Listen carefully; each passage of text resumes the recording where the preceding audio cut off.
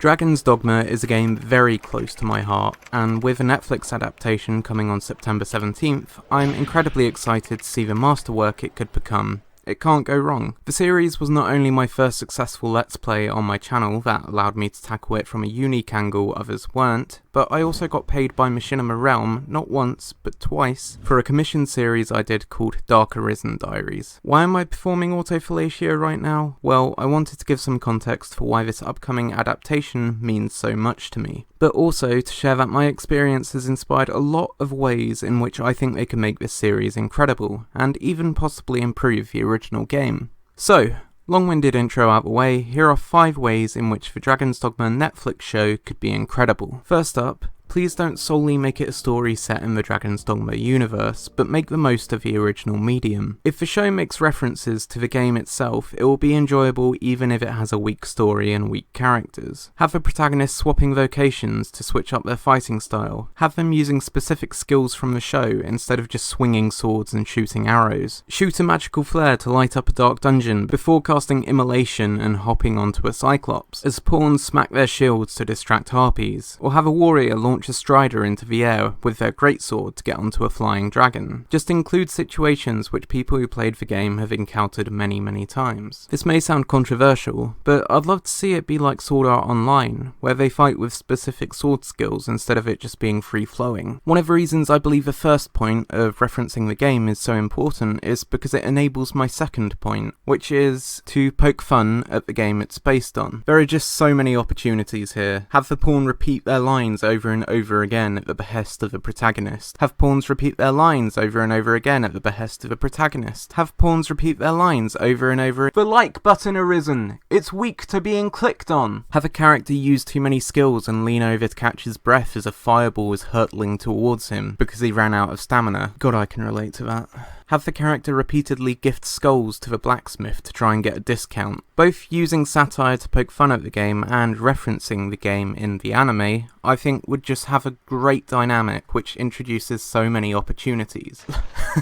Like, you could have a warrior pawn spend 20 seconds charging Arc of Obliteration, wildly missing or finishing the skill well after the fight already finished because of how goddamn long it takes to charge up that ridiculous skill. Still fight!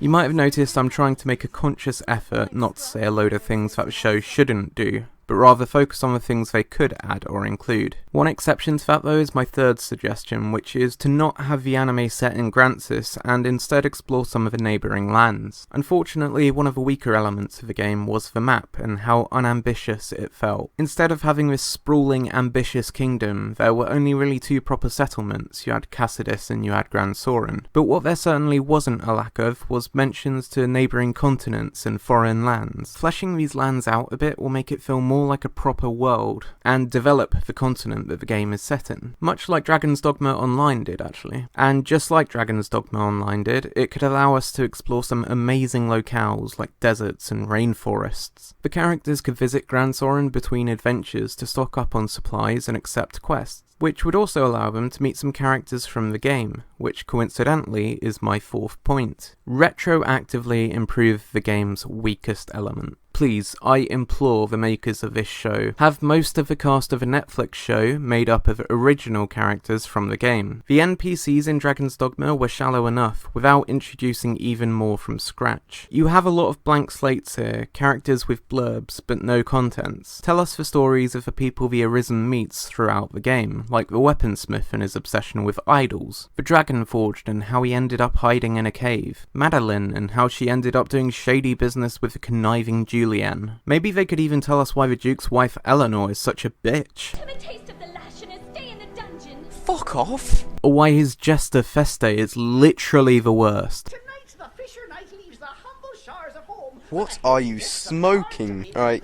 I can tell you're gonna get on my nerves. Now, the reason why I vehemently argue this should be their approach is because by exploring these characters and their stories, they could retroactively fix the weakest point of Dragon's Dogma, which is how shallow its NPCs are. And then, maybe after watching the anime, we could go back into the game and actually care about its characters, giving even more value to the game and making it better to play.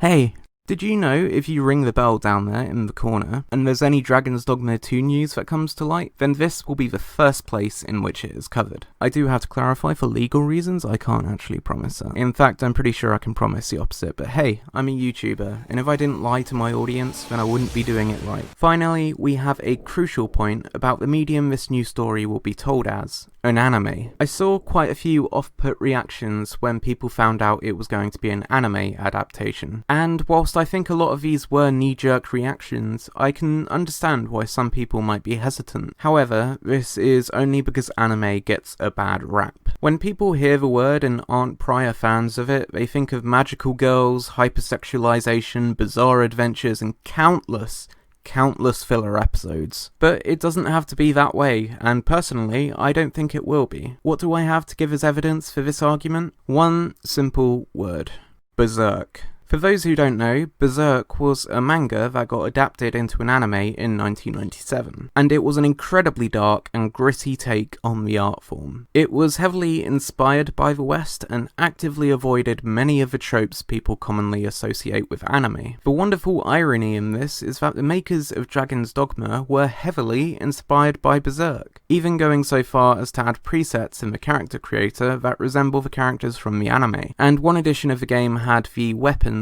and armor set of Guts, who is the main character from Berserk, which they put into the game as like a little tribute. It was awesome. I'm very confident that if the makers of the Netflix adaptation know the symbiotic relationship between these two bits of media, then there is no way they would miss the opportunity to tribute them both, and make the Dragon's Dogma anime into a dark and gritty, realistic world with bloodthirsty action and plot twists flying all over the place like arrows. So yeah, stay true to the game, but have some self-awareness to add some levity, explore some new areas that we haven't seen before, whilst letting us explore new sides for characters that we have seen before. And finally, just take advantage of the medium so that there isn't a clash between the serious world of Dragon's Dogma and the way it's being presented. I did have a few points I removed concerning how it could bridge the gap between the first game and its leaked new universe of the second game, but it's likely the Netflix show is being made in isolation, and they won't know what's coming in the sequel or have a right to share it. The Dragon's Dogma 2 leaks are crazy though, and I'm so excited for some of the things that may end up in it. I'm not sure how much of my audience is still into Dragon's Dogma, so I'm going to set a like goal of 150 likes, and if this video gets that, then I'll do a separate video covering the leaks of Dragon's Dogma 2.